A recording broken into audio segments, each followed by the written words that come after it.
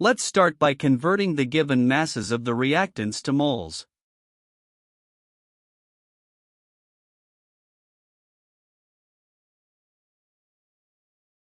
Using the balanced chemical equation, we determine the stoichiometric ratios.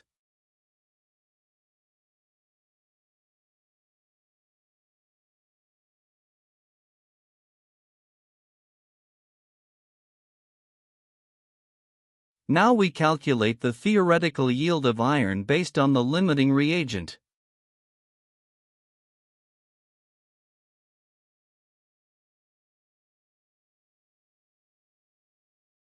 Finally, we calculate the percentage yield using the actual yield and theoretical yield. In conclusion, CO is the limiting reagent and the percentage yield is 80%.